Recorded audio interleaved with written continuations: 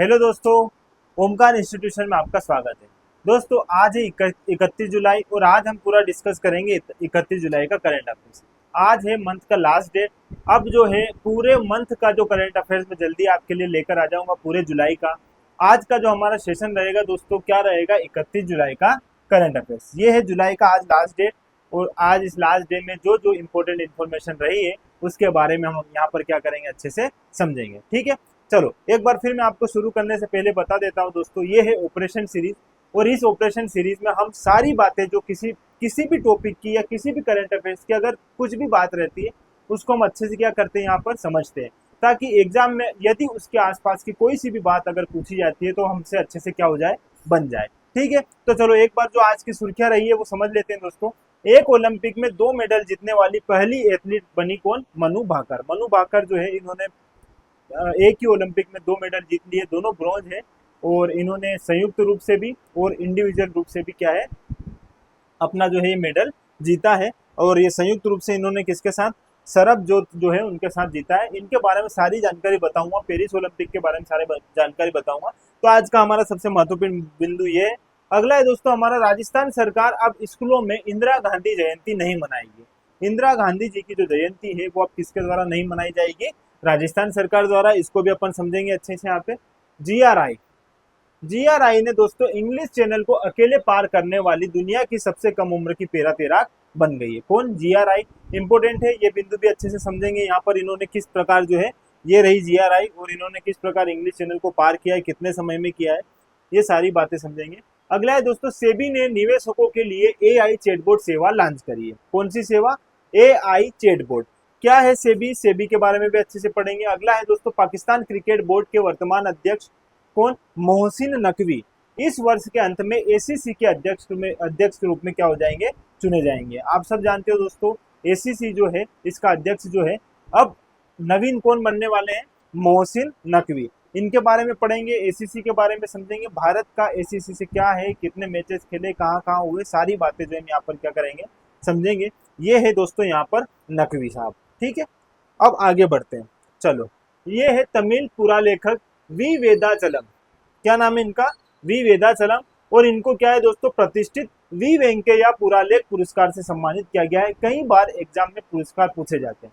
हम नॉर्मल पुरस्कार तो पढ़कर चले जाते हैं, लेकिन एग्जाम में कई बार ऐसे पुरस्कार पूछ लिए जाते हैं जो हम वहां तक पहुंचते नहीं है दोस्तों। इस प्रकार से प्रश्न भी बनते हैं एग्जाम में, इसलिए मैं आपके लिए ये प्रश्न भी आज लेकर आया हूँ। आगे हमारा रहेगा दोस्तों टाइम पत्रिका जो है 2024 की।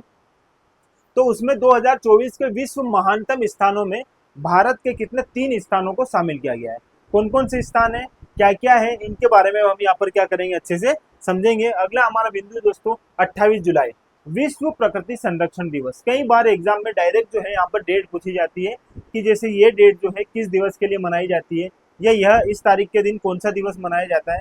तो इस प्रकार से भी यदि प्रश्न बनता है तो हम यहाँ पर इस बात को भी अच्छे से देखेंगे। चलो आगे हमारा दोस्तों बिंदु है, भारतीय बैडमिंटन स्टार अश्विनी पोनप्पा। कौन दोस्तों? अश्विनी पोनप्पा जी जो है इन्होंने क्या कर दिया, संन्यास की घोषणा कर दी है। यह जो है बैडमिंटन खिलाड़ी आप जानते हो, और अभी पेरिस ओलंपिक में इन्होंने लगातार इनकी तीसरी हार के बावजूद इन्होंने क्या कर लिया, बाद में यहाँ पर पूरी तरीके से जो है संन्यास घोषित कर दिया है यहाँ पर। तो ये बात हम अच्छे से पढ़ेंगे, इनके बारे में भी, इनका क्या रहा है, बहुत अच्छा प्रदर्शन रहा है इनका मैच में, बैडमिंटन में। तो ये सारी बातें आज की थी दोस्तों इम्पोर्टेंट। ठीक है, ये सारी बातें क्या है, इम्पोर्टेंट है। और आज जो है हम इन सब बातों का आप क्या करना शुरू करते हैं, ऑपरेशन। ठीक है, चलो सबसे पहले बात करते हैं दोस्तों, एक ओलंपिक में 2 मेडल जीतने वाली पहली एथलीट बन गई है मनु भाकर। पहली बात तो दोस्तों बात करते हैं ओलंपिक। कौन सा ओलंपिक है? आप सब जानते हो, पेरिस ओलंपिक। ठीक है, ये है पेरिस ओलंपिक और इस पेरिस ओलंपिक की हम यहाँ पर क्या कर रहे हैं, बात कर रहे हैं। ठीक है, अब अगर पेरिस ओलंपिक है दोस्तों तो इसका क्रम याद रख लो, कौन सा क्रम है इसका। तो 33 जो है, 33वां नंबर का इसका क्या है, क्रम है। इसके पहले जो हुआ था टोक्यो में हुआ था 32 क्रमांक का। इंपोर्टेंट है, डायरेक्ट कभी कभी एग्जाम में इस प्रकार से भी पूछे जा सकते हैं प्रश्न। ठीक है, फिर याद रखना यहाँ पर दोस्तों इसका कोड या शुभंकर। ठीक है, शुभंकर क्या है इसका, ये भी याद रख लो। शुभंकर है दोस्तों इसका फ्रीज। क्या है? फ्रीज है। और फ्रीज बोले तो यहाँ पर जो है फ्रांस पेरिस की एक टोपी है दोस्तों, जिसमें लाल, हरा, मतलब लाल, सफेद और नीला जो है कलर रहता है। तो वो इसका क्या है यहाँ पर, शुभंकर है। तो ये बात यहाँ पर आपके लिए क्या है दोस्तों, इंपॉर्टेंट है। हम बात कर रहे हैं पेरिस ओलंपिक 2024 की, ठीक है। और इसी पेरिस ओलंपिक में जो है हमारी जो है मनु भाकर जो है ये क्या लाई है दोस्तों, ब्रॉन्ज मेडल।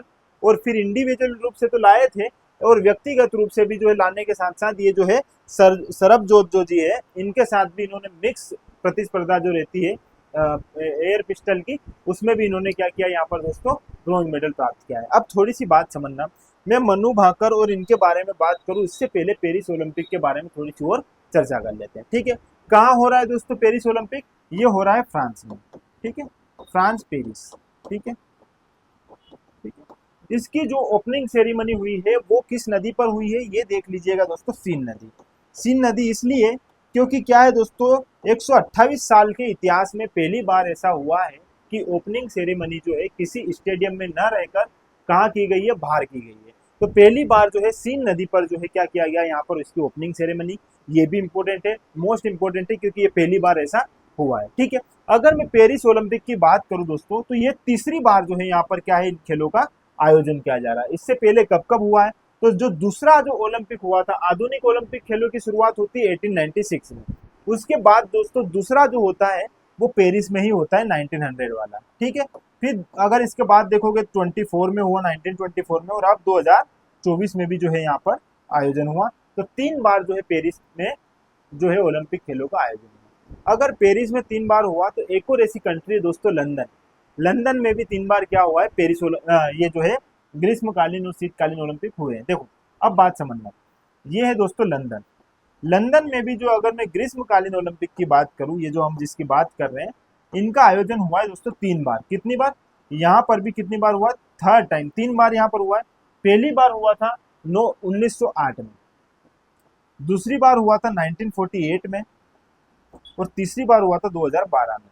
तो ये जो है दोनों कंट्री जो है इनमें कितनी बार, 3 बार यहाँ पर आयोजन हो चुका है, ठीक है। अब थोड़ा सा और इसके बारे में समझते हैं। सबसे पहले दोस्तों शुरुआत हुई थी ओलंपिक खेलों की, शुरुआत कब से हुई थी, 1896 में। एथेंस यूनान जो है वहां पर पहली बार जो है इन खेलों का क्या हुआ था, आयोजन हुआ था, ये आप जानते हो। लेकिन ये आयोजन होगा एक बहुत ही इंपॉर्टेंट, इसकी एक समिति रहती है जिसका नाम है आईओसी, इंटरनेशनल ओलंपिक कमेटी, ठीक है, अंतरराष्ट्रीय ओलंपिक समिति जो है उसके द्वारा इसका आयोजन किया जाता है। तो उसका गठन हुआ था, आईओसी जो है इंटरनेशनल ओलंपिक कमेटी जो है, इसका गठन हो गया था 1894 में। फिर 2 वर्ष बाद ही जो है इसने क्या कर दिया, यहाँ पर इन खेलों का आयोजन कर दिया। और यह जो है कमेटी, यह ग्रीष्मकालीन और शीतकालीन दोनों खेलों का क्या करती है, जिम्मेदारी लेती है उनको संचालित करने की। तो आपके लिए ये भी यहाँ पर क्या है, इंपॉर्टेंट है। और इसी आईओसी कमेटी की जो है दूसरी बार जो है भारत की एक महिला है जो यहाँ पर क्या हुई है, इसकी सदस्य चयनित हुई है, और उनका नाम है नीता अंबानी। नीता अंबानी जो है भारत की महिला ऐसी है जो 2 बार क्या है दोस्तों, आईओसी में सदस्य के रूप में क्या की गई है, नामित की गई है। कब कब हुई है ये भी देख लीजिए। देखो यहाँ मैं लिख देता हूँ दोस्तों, नीता अंबानी, ठीक है, ये है नीता अंबानी जी। और ये कितनी बार, 2 बार जो है क्या है, आईओसी की सदस्य चुनी गई है। पहली बार कब चुनी गई थी, 2016 में जब रियो ओलंपिक आए थे, और दूसरी बार कब दोस्तों, 2024 में। सारे बिंदु यहाँ पर आपको क्या करने हैं, याद करने हैं, यहाँ से भी प्रश्न सीधे सीधे बन सकते हैं, ठीक है। तो ये बात हो गई आईओसी। फिर पहली बार इनका यहाँ पर आयोजन हुआ, और ये हुआ आधुनिक खेलों का आयोजन। ये जो पहली बार हुआ है इनको आधुनिक ओलंपिक खेलों का आयोजन बोला जाता है, आधुनिक ओलंपिक खेल, ठीक है। लेकिन सबसे पहले अगर ऐतिहासिक और अंदर अगर ओलंपिक की हम बात करें, तो पहली बार दोस्तों 776 ईसा पूर्व में ओलंपिया शहर में इन खेलों का आयोजन किया गया था। फिर धीरे धीरे धीरे बीच में बंद कर दिया गया। फिर फ्रांस के पियरे दी कुबेरतीन जो है उनके सहयोग से आधुनिक खेलों का शुरुआत हुआ। कौन व्यक्ति था, फ्रांस का एक व्यक्ति था, जो है फ्रांस के एक व्यक्ति है, उनका नाम है पियरे डी कुबेरतीन, ठीक है। चलो ये बात आप यहाँ पर याद रख लीजिएगा। चलो अब यहाँ आपको दिख नहीं रहा होगा, अब मैं थोड़ा सा इस साइड बता देता हूँ, लेकिन थोड़ा सा और एक 2-4 फैक्ट और आप यहाँ पर याद रखना जो एग्जाम में पूछे जा सकते, ठीक है। चलो ये इतनी बात हो चुकी थी। सारा जो है प्राचीन समय में भी खेलों का आयोजन हुआ, फिर आधुनिक रूप से शुरुआत हुई, फिर पेरिस ओलंपिक की हम बात करते हैं, ठीक है।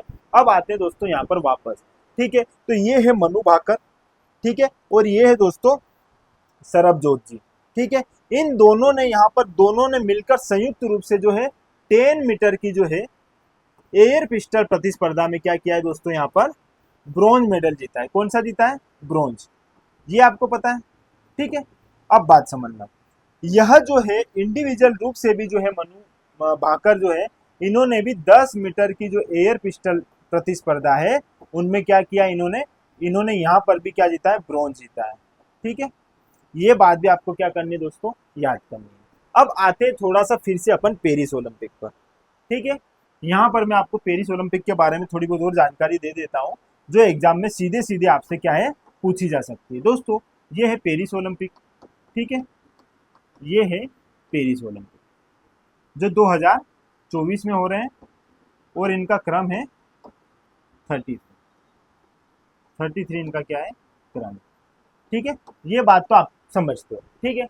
अब बात समझना दोस्तों, पेरिस ओलंपिक में ध्वजवाहक कौन रहे? यहाँ से सीधा सीधा प्रश्न पूछा जा सकता है और कई बार यहाँ से प्रश्न पूछा गया है। देखो अगर मैं बात करूं दोस्तों यहाँ पर पेरिस ओलंपिक 2024 में ध्वजवाहक कौन है, तो ध्वजवाहक कौन है दोस्तों?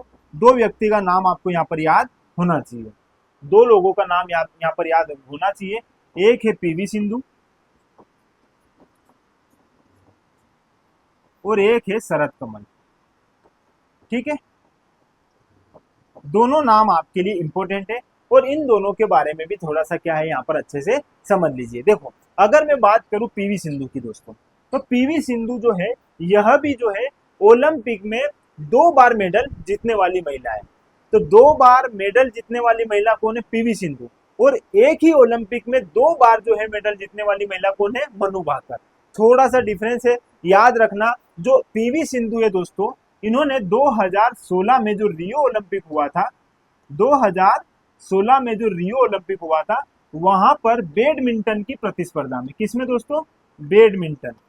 जो बैडमिंटन की प्रतिस्पर्धा है वहां पर इन्होंने क्या जीता था? सिल्वर जीता था। क्या जीता था? सिल्वर जीता था।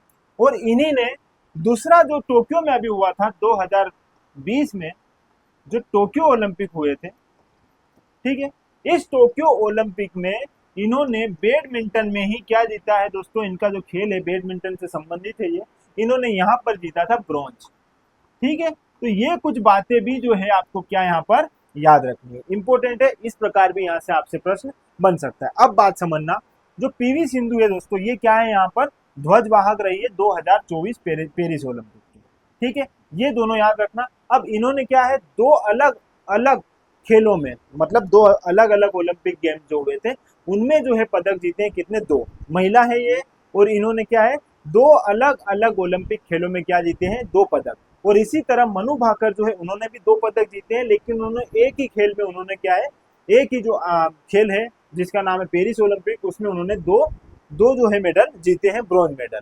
अब बात कर लेते हैं शरद कमल, ये भी जो है टेबल टेनिस खिलाड़ी है, इनके बारे में भी आप जानते हो। तो इस प्रकार यहाँ से इस प्रकार ये प्रश्न बन सकते हैं। अब दोस्तों मनु भाकर ने जीता है क्या? ब्रॉन्ज जीता है 10 मीटर एयर पिस्टल में।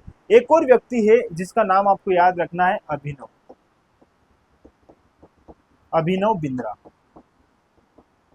ये है दोस्तों अभिनव बिंद्रा। इन्होंने भी दोस्तों शूटिंग में ही क्या है, भारत को क्या दिलाया है?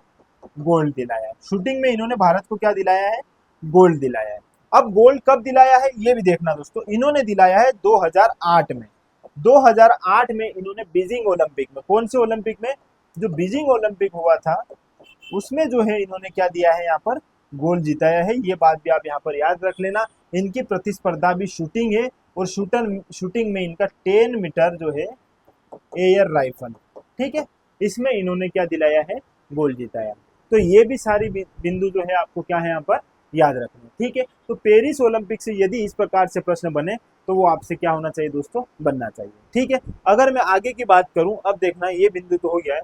अब जो मैं अब अगली न्यूज है दोस्तों, ये है राजस्थान सरकार अब स्कूलों में इंदिरा गांधी जयंती नहीं मनाएगी। बड़ा न्यूज है। जो राजस्थान सरकार है वो अब क्या कर रही है दोस्तों? इंदिरा गांधी जयंती नहीं मना रही है। क्यों नहीं मना रही है, इसके पीछे मैं आपको यहाँ पर बताऊंगा। देखो सबसे पहले कौन सी सरकार? राजस्थान सरकार। ये याद रखना दोस्तों, स्कूलों में कौन सी? इंदिरा गांधी जयंती नहीं मनाएगी। देखो 1917 में जो है 1917 में दोस्तों जन्म होता है इंदिरा गांधी जी का, ठीक है, 19 नवंबर। तो ये इनकी क्या है दोस्तों? जयंती है। और यह जयंती जो है कौन नहीं मना रहा है अब? राजस्थान सरकार। ठीक है, और इनकी डेथ हुई थी दोस्तों, यहाँ पर ये भी याद रखना, 31 अक्टूबर 1984। ये है इसकी इनकी जो पुण्यतिथि। पुण्यतिथि क्या है इनकी? ये। ठीक है, इनकी हत्या कर दी गई थी 31 अक्टूबर को। तो पुण्यतिथि तो मनाई जाएगी, पुण्यतिथि तो मनाई जाएगी, लेकिन हाल ही में राजस्थान सरकार ने बोला है कि हम जो है अब इंदिरा गांधी जी का जो है जन्म जयंती जो है वो नहीं मनाएंगे। 370 जो है, जहाँ जिस दिन मतलब 370 दिवस जो है, 370 धारा हटाने के उपलक्ष्य में जो मनाया जाएगा वो अभी यहाँ पर क्या कर रहे हैं, ऐड कर रहे हैं। कोई दिक्कत नहीं है, लेकिन बात समझना, यहाँ पर आपके लिए इम्पोर्टेंट है इंदिरा गांधी जी। ठीक है, इंदिरा गांधी जी के बारे में अच्छे से आप समझ लीजिए, कई बार यहाँ से प्रश्न बने हैं। ठीक है, देखो दोस्तों, ये है हमारे, इनका जन्म 1917 में हुआ था और 1984 में इनकी 1984 में इनकी हत्या कर दी जाती है। ठीक है, ये बात आप सबको पता है। ये भारत की पहली ऐसी महिला है दोस्तों, पहली महिला जो है जो क्या बनी थी, प्रधानमंत्री। ये बात आपको पता है। ठीक है, ये बात आपको पता है, पहली महिला प्रधानमंत्री। अब पहली महिला प्रधानमंत्री है, इन्होंने दो बार जो है, दो बार इनका क्या रहा है, कार्यकाल रहा है। दो बार ये क्या बनी है, प्रधानमंत्री बनी है, ये आप जानते हो। कब कब बनी है ये यहाँ पर देख लीजिए दोस्तों। पहली बार बनती है दोस्तों जब लाल बहादुर शास्त्री जी की जो मृत्यु हो जाती है ना, तो उसके पश्चात, उनके पश्चात जो है ये कौन, ये जो है क्या बनते हैं, प्रधानमंत्री बनते हैं 1966 से। और 1966 से लेकर 1977 तक जो है ये क्या करते हैं, पहला जो है अपना कार्यकाल पूरा करते हैं। और दूसरी बार जो है दोस्तों ये कहाँ से, 1980 से लेकर 1984 तक जो है क्या करते हैं, अपना दूसरा कार्यकाल पूरा करते हैं। और इसी कार्यकाल के दौरान ही गोली मारकर इनकी क्या कर दी जाती है, हत्या कर दी जाती है। तो ये दोनों बात यहाँ पर याद रखना, इनके लिए इंपॉर्टेंट है। अब दोस्तों इनके समय में एक महत्वपूर्ण घटना होगी, एक महत्वपूर्ण घटना होगी दोस्तों, जिसको बोलते हैं हरित क्रांति। हरित क्रांति जो है इन्हीं के कार्यकाल में लाई गई है। तो पूछा जाता है किस प्रधानमंत्री के कार्यकाल में हरित क्रांति आई थी, तो ये जो है इन्हीं के समय में दोस्तों 1966 67 के समय में क्या आई थी, हरित क्रांति आई थी। हरित क्रांति का उद्देश्य था भारत को खाद्यान्न में निर्भर बनाना, आत्मनिर्भर बनाना, और जो खाद्यान्न आपूर्ति हो इसके लिए क्या करना है, कार्य करना है। अब बात समझना, हरित क्रांति जो है दोस्तों, यह जो है इसका कॉन्सेप्ट, अगर मैं इसके कॉन्सेप्ट की बात करूं तो सबसे पहले इसका कॉन्सेप्ट अमेरिका के एक व्यक्ति है, नॉर्मन ई बोरलॉग। क्या नाम है उनका, नॉर्मन ई बोरलॉग। ये जो है व्यक्ति, इन्हीं ने सबसे पहले कॉन्सेप्ट दिया था, इसलिए इनको इसका क्या माना जाता है, जनक माना जाता है। ठीक है, अगर भारत के संदर्भ में पूछे कि हरित क्रांति का जनक, भारतीय संदर्भ में पूछे कि भारत में हरित क्रांति का जनक किसे कहा जाता है, तो एस स्वामीनाथन जी, इनका नाम याद रखना। अगर भारत में अगर पूछे कि भारत में इसके जो है कौन है जनक, तो ये याद रखना, यहाँ पर नाम दोस्तों क्या है, एस स्वामीनाथन जी। ठीक है, ये एस स्वामीनाथन जी जो है ये क्या है, महत्वपूर्ण व्यक्ति है। इन्होंने जो है हरित क्रांति में महत्वपूर्ण भूमिका निभाई है। ठीक है, ये प्रश्न यहाँ से बन सकता है। ठीक है, अगर मैं इंदिरा गांधी जी की बात करूं दोस्तों, यहाँ पर एक बात और यहाँ पर याद रखना, इन्हीं के समय सबसे ज्यादा किस प्रधानमंत्री के कार्यकाल में अविश्वास प्रस्ताव आए, तो वो इन्हीं के समय में आए। सर्वाधिक बार अविश्वास प्रस्ताव जो है इंदिरा गांधी जी के समय ही आए हैं, 15 टाइम्स। 15 टाइम्स जो है इन्हीं के समय में क्या आया है, सर्वाधिक बार अविश्वास प्रस्ताव। तो ये बात इंपॉर्टेंट है, आपको ये बात भी यहाँ पर क्या क्या रखना है दोस्तों, याद रखना है। ठीक है, तो ये कुछ बिंदु है, ये आपके लिए इंपॉर्टेंट है। एक सबसे महत्वपूर्ण बात जो है वो भी यहाँ पर याद रखना, कई बार भारत रत्न पूछा जाता है कि इस व्यक्ति को कब प्रधानमंत्री जो है या जो भी व्यक्ति है उसको कब जो है भारत रत्न से सम्मानित किया गया, तो याद रखना 1971 में इन्हें क्या है, भारत रत्न से सम्मानित किया गया है। ठीक है, तो भारत रत्न से इनको क्या किया गया है, सम्मानित किया गया है 1971 में। ये कुछ बिंदु है जो आपको यहाँ पर इनके संदर्भ में याद रखने हैं। साथ ही साथ दोस्तों राजस्थान सरकार ने जो है अब इनकी जयंती को मनाना क्या कर दिया है, बंद कर दिया है। पुण्य तिथि जरूर मनाई जाएगी, लेकिन जन्म तिथि को जो है, इनके जन्म दिवस को जो है अब नहीं मनाया जाएगा। कैलेंडर में उसको चेंज करके जो है 31 अक्टूबर जो अपना 370 धारा के संदर्भ में जो हटाया गया था, उस चैप्टर को क्या किया जाएगा, ऐड किया जाएगा। ठीक है, ये बात यहाँ पर क्या करना, याद रखना दोस्तों, इम्पोर्टेंट। अगला हमारा बिंदु है दोस्तों GRI। GRI जो है, इन्होंने इंग्लिश चैनल को अकेले पार करने वाली दुनिया की सबसे कम उम्र की क्या बन गई है, पैरा तैराक। कौन दोस्तों, GRI। GRI के बारे में थोड़ा सा समझते हैं। क्या है पहली बात तो ये दोस्तों, ये पेरा तैराक है, ठीक है, तैराकी करते हैं ये, पेरा तैराक है, पहली बात आप यहाँ पर ये समझ लीजिएगा। दूसरी बात ये दोस्तों, जो GRI है ये है मुंबई से संबंधित, कहाँ से, मुंबई से है इनका संबंध, ठीक है, मुंबई महाराष्ट्र से आती है। अब एक सबसे महत्वपूर्ण बात है दोस्तों, ये है दिव्यांग,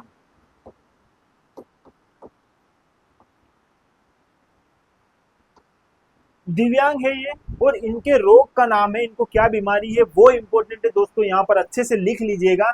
यह बीमारी है दोस्तों autism, autism spectrum, spectrum disorder, ठीक है।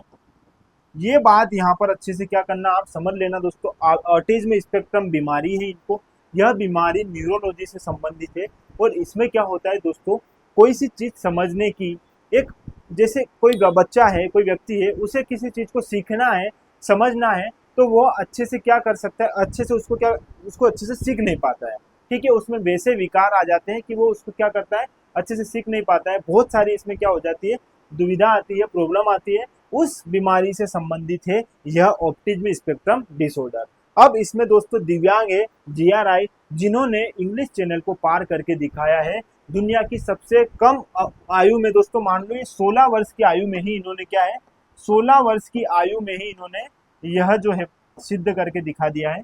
और पूरी जो इंग्लिश चैनल लगभग इन्होंने कितने दोस्तों, 34 किलोमीटर, 34 किलोमीटर को इन्होंने कितनी देर में, 17 घंटे और 25 मिनट में, 17 घंटे 25 मिनट में इन्होंने पूरा करके दिखा दिया है। ये बहुत इंपॉर्टेंट बात है दोस्तों।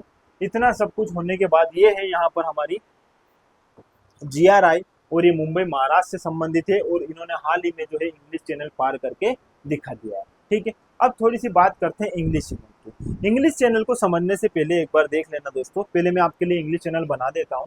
ये है यहाँ पर इंग्लिश चैनल, ठीक है, और यहाँ से हमेशा से प्रश्न बनते आए हैं, अच्छे से इस बात को समझना दोस्तों। यूरोप में, मैं यहाँ पर यूरोप की 2 कंट्रियों के बारे में बता रहा हूँ, ठीक है। ये है दोस्तों यूके, क्या है, यूके मतलब इंग्लैंड वाला एरिया जो है, ये इंग्लैंड है यहाँ, ठीक है। और यहाँ पर है दोस्तों फ्रांस, ठीक है, यहाँ पर है क्या, फ्रांस, ठीक है। इतनी बात समझ में आई, थोड़ा सा देखना दोस्तों, समझने की कोशिश करना, यहाँ पर मैं आपको समझाता हूँ। और यहाँ वाला जो एरिया है ना दोस्तों, ये वाला जो एरिया है, यही हमारा कहलाता है क्या, इंग्लिश चैनल।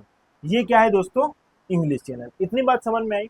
अब जो ये जो है इंग्लिश चैनल, इससे हमेशा से प्रश्न आए हैं, तो भारत के इससे पहले व्यक्ति कौन है जिन्होंने इंग्लिश चैनल पार किए, तो भारत के पहले व्यक्ति की मैं बात करूंगा यहाँ पर, भारत के पहले व्यक्ति, भारत के पहले व्यक्ति कौन है, उनके बारे में आपको बताता हूं। तो वो कौन है दोस्तों, मिहिर सेन। मिहिर सेन ऐसे व्यक्ति है जिन्होंने पहली बार जो है इंग्लिश चैनल को पार किया था। कब किया था दोस्तों, 1958 में। इंपॉर्टेंट है ये बात, यहाँ पर आपको ये बात तो यहाँ पर याद रखना ही है, ठीक है। अगली बात दोस्तों, पहली महिला कौन है, पहली महिला कौन है, पहली महिला कौन है जिन्होंने इंग्लिश चैनल को पार किया था।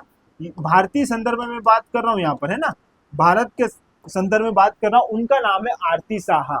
आरती साहा जो है, इन्होंने जो है पहली महिला है जिन्होंने क्या किया था दोस्तों, इंग्लिश चैनल को पार किया था 1959 में, ठीक है। तो ये बात भी यहाँ पर क्या हो गई, इंपोर्टेंट हो गई, ठीक है। ये 2 बात तो इंपोर्टेंट है। अब एक और बात यहाँ पर याद रखना, सबसे तेज मतलब सबसे कम समय में जो है इंग्लिश चैनल पार करने वाली पहली महिला कौन है, पहला भारतीय व्यक्ति कौन है, महिला कौन है, तो समझना दोस्तों, यहाँ पर, यहाँ मैं बता देता हूँ, अनीता, अनीता इनका नाम है, ठीक है। और इन्होंने जो है दोस्तों पहली बार क्या किया था, सबसे कम समय में, सबसे कम समय में इंग्लिश चैनल पार की थी, सबसे कम समय में इंग्लिश चैनल पार की, ठीक है। ये बात आपको क्या है यहाँ पर याद रखना है दोस्तों, इंग्लिश चैनल के संदर्भ में, ठीक है। इतनी बात समझ में आई। अब हम फिर से बात करते हैं किसकी, यहाँ पर GRI की, ठीक है। अब GRI दोस्तों, इन्होंने भारत में, आपको पता हो पाक जल संधि जो है, पाक जल संधि जो है, यहाँ वाला एरिया भी क्या है, इन्होंने क्या किया है, तैर कर बताया है और उसे भी पार किया है। देखो ये इंडिया वाला जो एरिया है, ठीक है, इंडिया और श्रीलंका, इन दोनों के बीच में जो पाक जल मध्य है, ठीक है, पाक जल संधि है, इसको भी पार किया था किसने, जीआर रॉय ने। ये इंपॉर्टेंट नहीं है, लेकिन इंग्लिश चैनल सबसे कम उम्र में 16 साल की अवस्था में ही इन्होंने क्या कर लिया है, पार किया है। ये इंपॉर्टेंट है, मुंबई महाराष्ट्र से संबंधित है और प्लस दिव्यांग है, ठीक है। दिव्यांग में इनको बीमारी कौन सी है, ऑटिज्म स्पेक्ट्रम डिसऑर्डर है, जो न्यूरोलॉजी से संबंधित है, जो किसी चीज को सीखने में क्या करता है, अवरोध पैदा करता है। ये बात आप यहाँ पर क्या कर लेना, याद कर लेना, ठीक है। 34 किलोमीटर जो है इन्होंने 17.25 मिनट, मतलब 17 घंटे 25 मिनट में क्या है, पूरा करके दिखाया है। बहुत ही इंपॉर्टेंट बात है, और ये रही हमारी GRY, ठीक है। ये बात यहाँ पर क्या करना, याद रख लेना, ठीक है। अब दोस्तों थोड़ा और आगे बढ़ते हैं। सेबी, सेबी की मैं बात करूं दोस्तों, यहाँ पर सेबी ने निवेशकों के लिए AI चैटबॉट सेवा लॉन्च की। कौन सी सेवा दोस्तों, AI चैटबॉट, आर्टिफिशियल तरीके से जो चैटबॉट है, मतलब ऐसा रहता है चैटबॉट, मतलब बोला जाए तो एक कंप्यूटर प्रोग्राम रहता है। क्या रहता है दोस्तों, ये क्या रहेगा, कंप्यूटर प्रोग्राम रहेगा, ठीक है। और ये कंप्यूटर प्रोग्राम क्या करता है, ये कंप्यूटर प्रोग्राम, इसमें बहुत सारी ऐसी लैंग्वेज डाली जाती है जो क्या करती है, मदद करती है, मार्गदर्शन देने का काम करते हैं किनको, निवेशकों को। जो निवेशक रहते हैं, सेबी को पहले समझो, फिर मैं आपको AI चैटबॉट के बारे में भी समझाता हूँ। पहले सेबी समझ लो दोस्तों। सेबी की मैं बात करूँ दोस्तों, 1988 में इसको क्या किया गया था, गठित किया गया था, ठीक है। और 1992 में इसको क्या कर दिया, वैधानिक दर्जा दे दिया था। ये बात आप सब जानते हो, ठीक है। अगर मैं सेबी की बात करूँ दोस्तों, तो इसके वर्तमान अध्यक्ष भी बता दो यहाँ पर। वर्तमान अध्यक्ष कौन है, वर्तमान अध्यक्ष है दोस्तों माधवी बुच, ठीक है, माधवी बुच। और यही माधवी बुच जो है पहली महिला है, कौन है दोस्तों, पहली महिला है जो कौन है, सेबी की अध्यक्ष बनी है, ठीक है। ये कुछ बिंदु है जो सेबी है। सेबी की बात करते हैं, सेबी का फुल फॉर्म यहां पर देख लीजिए, securities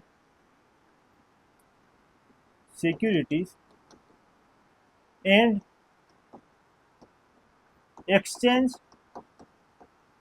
exchange board of India, ठीक है, ठीक है। प्रतिभूति, भारतीय प्रतिभूति एवं विनिमय बोर्ड, ठीक है। ये क्या करता है दोस्तों, भारत के संदर्भ में जो निवेशक रहते हैं उनको क्या करता है, निवेशकों के लिए बाजार निर्मित करता है, और इसी के साथ साथ दोस्तों पूंजी का क्या करता है, निर्माण करता है। अब बात समझना, यहाँ पर इसने क्या किया है, AI चैटबॉट सेवा लॉन्च की है। इस AI चैटबॉट सेवा में क्या होगा, एक कंप्यूटर प्रोग्राम रहता है दोस्तों, चैटबॉट, जो उसे जिस प्रकार की जो है पहले से क्या कर दी जाती है, इसको एक पहले से इसमें एक जो सॉफ्टवेयर रहता है, कंप्यूटर प्रोग्राम जो रहता है, एक प्रोग्राम डाल दिया जाता है।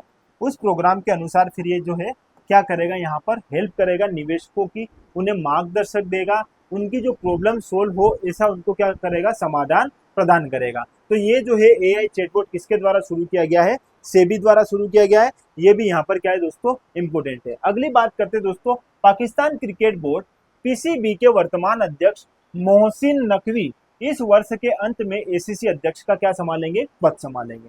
इंपोर्टेंट है दोस्तों, नाम क्या है इनका, मोहसिन नकवी। क्या नाम है, मोहसिन नकवी, ठीक है, नकवी। अब बात समझना, अभी जो है ACC के अध्यक्ष कौन है, ACC, पहले ACC समझो दोस्तों। ACC जो है Asian cricket council, full form समझ लो यहाँ पर क्या है, एशियन क्रिकेट काउंसिल, ठीक है। ये है एशियन क्रिकेट काउंसिल, ठीक है। जब इसकी स्थापना की गई थी दोस्तों, तो इसकी स्थापना कब की गई, ये भी इंपॉर्टेंट है, और वर्तमान में इसका हेडक्वार्टर कहाँ है, ये भी इंपॉर्टेंट, ठीक है। अब बात समझना, ACC की शुरुआत हुई थी दोस्तों 1983 में, ठीक है। इसकी स्थापना हुई थी दोस्तों कब, 1983 में। जब इसकी स्थापना हुई थी तब कहाँ हुई थी इसकी स्थापना, न्यू दिल्ली में, ठीक है।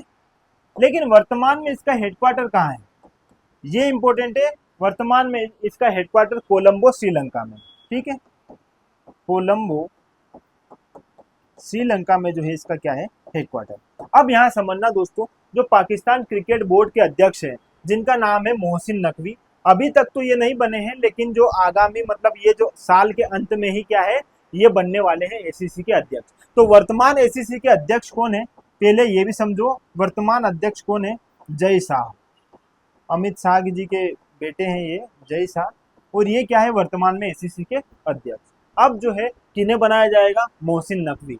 क्यों दोस्तों, एक बात और समझना, 2025 में दो इंपॉर्टेंट खेल होने वाले हैं। 2025 में जो है एशिया में क्रिकेट को लेके दो बड़े खेल खेले जाएंगे 2025 में। एक होगी चैंपियंस ट्रॉफी, चैंपियंस ट्रॉफी, ठीक है, ये तो आप समझते हो, चैंपियंस ट्रॉफी आपने देखते हो मैच आप। और एक है दोस्तों यहाँ पर एशिया कप। ये कब आयोजित होने हैं, दोनों इंपोर्टेंट है, पूछे जाएंगे कब दोनों आयोजित होने हैं, 2025 में। अब चैंपियंस ट्रॉफी होगी दोस्तों पाकिस्तान में, और एशिया कप होगा भारत में, ठीक है। ये दो बिंदु भी आप यहाँ पर याद रखना। लेकिन दोस्तों एक बात बताता हूँ, भारत जो है अगर पाकिस्तान में किसी भी प्रकार का मैच किया जा रहा है बीसीसीआई द्वारा या एसीसी द्वारा या आईसीसी द्वारा, कहीं भी कोई भी खेल अगर आयोजित किया जा रहा है तो भारत उसमें शामिल नहीं हो रहा है। भारत 2008 में लास्ट टाइम जो है भारत कब हुआ था दोस्तों, 2008 में ही जो है 50 ओवर का मैच था, उसमें शामिल हुआ था। उसके बाद से भारत ने कभी भी इन खेलों में जहां अगर उनका जो है मेजबान जो देश कौन है, पाकिस्तान है, तो भारत वहां शामिल नहीं हो रहा है। कई बार मुद्दे भी चलते हैं, विवाद भी चलते हैं, ये आप जानते ही हो, ठीक है। पिछली बार जो 23 में T20 हुआ था, तो वो भारत जो पाकिस्तान में होने वाला था, तो पाकिस्तान में भारत ने मैच नहीं खेले, अपने मैच कहाँ करवाए, श्रीलंका में करवाए थे। ये आप सारी बातें जानते हो। तो ये कुछ बिंदु है जो आपको यहाँ पर क्या करना है, याद करना है। 1983 में इसकी शुरुआत की गई, स्थापना की गई, और हेडक्वार्टर इसका कहाँ है दोस्तों, कोलंबो, श्रीलंका में वर्तमान में, ठीक है। तो ये जो है क्या है, नए बनने वाले हैं एसीसी के अध्यक्ष, ठीक है। अभी ये पाकिस्तान क्रिकेट बोर्ड के अध्यक्ष है, ठीक है। ये कुछ इंपॉर्टेंट बिंदु है जो आपको यहाँ पर क्या करना है, याद रखना है। ये फैक्ट ऐसा है दोस्तों, जो अगला फैक्ट मैं आपको बता रहा हूँ, ये एग्जाम में इसी प्रकार के पुरस्कार को लेकर भी प्रश्न बन सकते हैं, ठीक है। यहाँ पर समझना, इसमें है दोस्तों तमिल पुरालेखक वी वेदाचलम को प्रतिष्ठित वी वेंकैया पुरालेख पुरस्कार से सम्मानित किया गया है। ये है दोस्तों हमारे कौन, वेदाचलम जी, ठीक है। और इन्हें कौन सा सम्मान दिया गया है, वी वेंकैया पुरालेख पुरस्कार। यह पुरस्कार जो है दोस्तों इतिहास में पुरानी चीजों को खोजने में, किसी मंदिरों की शैली को खोजने में, मुद्राओं की शैली खोजने में, इसके लिए क्या किया जाता है, पुरस्कार दिया जाता है। और इन्होंने जो है इन्होंने वेदाचलम जी जो है, इन्होंने इसमें अपना अभूतपूर्व योगदान दिया है। तो इसके लिए वर्तमान में आज इनको क्या दिया गया है दोस्तों, ये वाला पुरस्कार दिया गया है वी वेंकैया पुरालेख। दोस्तों हमारा टाइम पत्रिका की 2024 के विश्व के महानतम स्थानों में भारतीय स्थल शामिल। जो टाइम्स पत्रिका है 2024 में जो आयोजित की गई है, उसमें जो है भारत के कितने दोस्तों, 3 स्थान ऐसे हैं जिनको इस महानतम श्रेणी में रखा गया है, महानतम स्थानों की श्रेणी में रखा गया है, ठीक है। अब वो 3 स्थान इंपोर्टेंट है, तीनों समझना दोस्तों। एक है दोस्तों म्यूजियम ऑफ सॉल्यूशन, क्या है दोस्तों, म्यूजियम ऑफ सॉल्यूशन, यहाँ लिख देता हूँ म्यूजियम ऑफ सॉल्यूशन, ठीक है। और ये म्यूजियम ऑफ सॉल्यूशन है कहाँ पर, तो ये है दोस्तों मुंबई में, ठीक है। अब ये करता क्या है, तो दोस्तों ये बच्चों के लिए, बच्चों को आकर्षित किया जाता है इसमें, और बच्चों को ऐसे सिखाया जाता है कि भविष्य में वो सारी चीज़ों को अच्छे से समझ कर क्या करें, आगे बढ़े। बहुत मतलब उनके बहुत विचित्र तरीके से इसमें चीज़ें बताई जाती है दोस्तों, जो क्या की जाती है, बच्चों को आकर्षित करती है दोस्तों, और उन्हें बेहतर करने के लिए क्या करती है, प्रेरित करती है, ठीक है। ये बात आप यहाँ पर समझ लीजिएगा। म्यूजियम ऑफ सॉल्यूशन जो है, इसे क्या दिया गया है दोस्तों, यहाँ पर टाइम्स पत्रिका द्वारा विश्व के महान स्थानों में शामिल किया गया है। एक और है दोस्तों हैदराबाद में एक चॉकलेट है, हैदराबाद में एक चॉकलेट है मनम चॉकलेट। इस चॉकलेट को भी जो है इसमें शामिल किया गया है, ठीक है। एक और है दोस्तों, हिमाचल प्रदेश में एक रेस्टोरेंट है, हिमाचल प्रदेश में दोस्तों एक रेस्टोरेंट है जिसका नाम है नान, ठीक है। इसे भी जो है क्या है, इसमें शामिल किया गया है। तो ये एक इंपॉर्टेंट फैक्ट है जो आपको यहाँ पर क्या करना है दोस्तों, याद रखना है। चलो अगला बिंदु है दोस्तों 28 जुलाई विश्व प्रकृति संरक्षण दिवस। प्रकृति को संरक्षण देने के लिए क्या किया जाता है, प्रति वर्ष जो है 28 जुलाई को क्या मनाया जाता है, विश्व प्रकृति संरक्षण दिवस। इसमें प्रकृति को किस प्रकार से बचाया जाएगा, उसका इम्पोर्टेंस क्या है, उसके सारे आयाम यहाँ पर क्या है बताए जाते हैं, उस पर ध्यान दिया जाता है। जो भी व्यक्ति है उनका ध्यान केंद्रित करने के उद्देश्य से इसे मनाया जाता है। अभी 2024 में अगर इसकी थीम है तो इसकी थीम दोस्तों ये है कि जो मनुष्य है और उनको पेड़ों से क्या है जोड़ना, प्रकृति से क्या है जोड़ना, लोगों को जो है पर्यावरण से जोड़ना, ये इसकी थीम है। तो ये इंपॉर्टेंट है। 28 जुलाई जो है आपको यहाँ पर क्या करना है, इसको याद रखना है। ठीक है, वर्ल्ड नेचर कंजर्वेशन डे। ठीक है, इंपॉर्टेंट है दोस्तों ये भी। अगला, भारतीय बैडमिंटन स्टार अश्विनी पोनप्पा ने संन्यास की घोषणा की। किसने दोस्तों अश्विनी पोनप्पा। इंपॉर्टेंट है। अब इन्होंने संन्यास क्यों लिया है ये भी बात आप यहाँ पर समझो। ये है दोस्तों बैडमिंटन की खिलाड़ी। पहली बात आप यहाँ पर ये याद रखना, बैडमिंटन की प्लेयर है ये। ठीक है, अब दोस्तों इन्होंने 2010 का जो कॉमनवेल्थ गेम हुआ था वहां पर गोल्ड भी जीता था। ये भी यहाँ पर मेंशन कर लो, 2010 में जो कॉमनवेल्थ गेम हुआ था उसमें इन्होंने क्या जीता है दोस्तों, गोल्ड जीता है। इंपॉर्टेंट है। लेकिन अभी पेरिस ओलंपिक में इनके लगातार 3 बार प्रयास किए गए, तीनों में इनका प्रदर्शन बहुत अच्छा नहीं रह पाया और इन्होंने जो है अभी अंतिम रूप से क्या है ये घोषणा कर दी है कि अब मैं जो है बैडमिंटन से क्या लेती हूँ, संन्यास लेती हूँ। ठीक है, इनकी एक साथ में एक और जो है पेरिस ओलंपिक में इनके साथ एक और प्लेयर है तनीषा, वो इनके साथ ही बैडमिंटन की क्या है सहभागी है। इन दोनों, ये दोनों जो है मिक्स रूप से क्या है खेलते हैं, लेकिन ये तो आगे कंटिन्यू करेंगे। लेकिन अब ये जो है क्या नाम है इनका दोस्तों, अश्विनी पोनप्पा, ये क्या कर रहे हैं, संन्यास ले रहे हैं। इंपॉर्टेंट है, 2010 के कॉमनवेल्थ में इन्होंने गोल्ड भी जीता था, ये इंपॉर्टेंट बात थी। लेकिन अब क्या है, बहुत लंबा करियर रहा इनका, 2001 से ही ये इसमें है गेम्स में, तो लगभग 24-25 साल ऐसे हो गए। तो फाइनली इन्होंने क्या लिया है, अब यहाँ पर संन्यास ले लिया है। तो इम्पोर्टेंट है ये बात भी। ठीक है, तो आज के करंट अफेयर्स में इतना ही है दोस्तों। अब जो है 31 आज हो गई है, पूरा जो है आज का पूरे मंथ का जो है करंट अफेयर्स अब लगभग हो गया है। लेकिन दोस्तों अब से जो है कंटिन्यू आपकी क्लास रहेगी और अब इस ऑपरेशन सीरीज में और बेहतर तरीके से आपके लिए फैक्ट लाए जाएंगे। अब क्या करना है आपको दोस्तों, नोट्स फॉर्मेट में अगर आप कुछ चीजें लिख पाओ तो बेहतर होगा, क्योंकि सारे फैक्ट जो है आपको एक ही जगह, किसी व्यक्ति के बारे में अगर बात हो रही है तो वो सारे फैक्ट एक ही जगह आपको मिल जाएगा। इससे क्या होगा, कभी भी आपको भटकाव नहीं होगा, आप सीधे सीधे पढ़ोगे, समझोगे और वहां से आगे बढ़ोगे। ठीक है, तो जुड़ने के लिए बहुत बहुत धन्यवाद दोस्तों, थैंक यू।